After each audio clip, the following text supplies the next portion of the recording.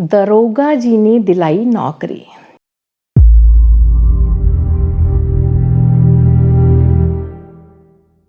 स्कूली पढ़ाई के प्रति मेरी रुचि हमेशा ही कुछ कम रही।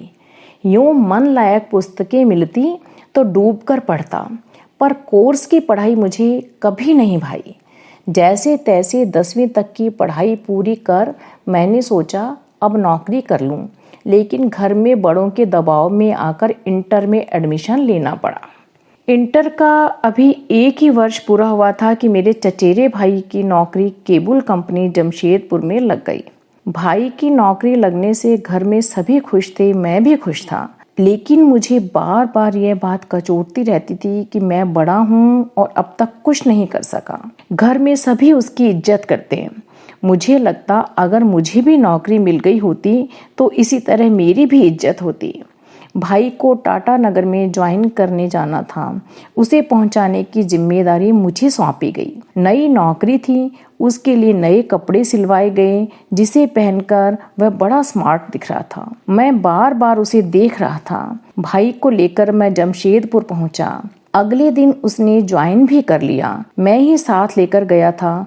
उसे छोड़ खिन्न मन से मैं वापस लौट रहा था। ऐसा महसूस हो रहा था जैसे अब मुझे कहीं कुछ नहीं मिलने वाला।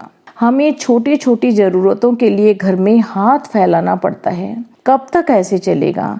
अब मैं कोई बच्चा तो नहीं, अब तो मांगने में और भी शर्म महसूस होगी। मैं सोचता हुआ चल रहा था। अचानक रास्ते में पड़े एक छोटे से पत्थर से पैर टकरा गया और मैं गिरते गिरते बचा। मेरे मुंह से अनायास निकल गया, हे गुरुदेव। मेरी आंखों में आंसू आ गए। अपने आप को शांत करने के लिए मैंने मानसिक जप शुरू किया। मन कुछ स्थिर हुआ ही था कि आवाज आई, ओ पहलवान इधर आ। मैंने चौंक कर इधर उधर देखा। बिष्टपुर थाने के दारोगा RBB सिंह थाना कार्यालय के पास पीपल के पेड़ के नीचे कुर्सी लगाकर बैठे थे और मुझे ही घूर रहे थे। उन्होंने फिर आवाज दी, तुझे ही बुला रहा हूँ, इधर आ। मैंने क्या किया है? ये मुझे क्यों बुला रहे हैं? कुछ सोच नहीं पाया। फिर मन ने सुझाया, मैं तो गायत्री साधना करता हूँ, मेरा कोई क्या बिगाड़ेगा? मैं क्यों डरूं? मानसिक जप करता हुआ मैं पास गया। उन्होंने पूछा, तुम इंस्पेक्टर कुमार के भाई हो? मैंने हामी भरी। फिर प्रश्न हुआ, नौकरी करोगे? अचानक गुरुदेव का मुखमंडल आंखों के आगे आ गया।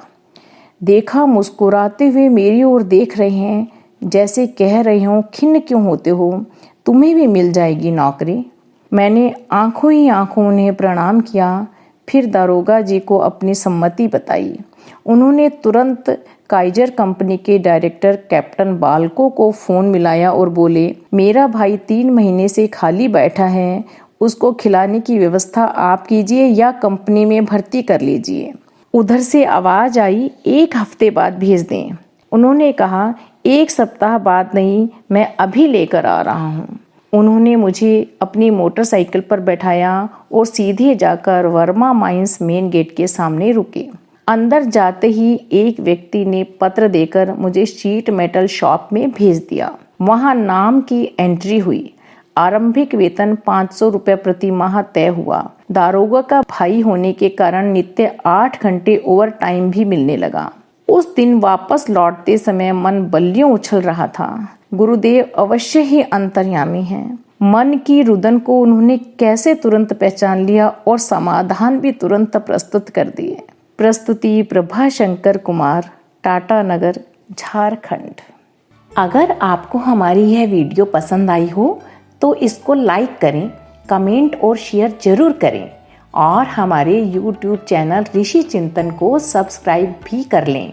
साथ ही बेल आइकन को भी दबाएं ताकि आपको आने वाली वीडियोस की नोटिफिकेशंस मिलती रहें। धन्यवाद।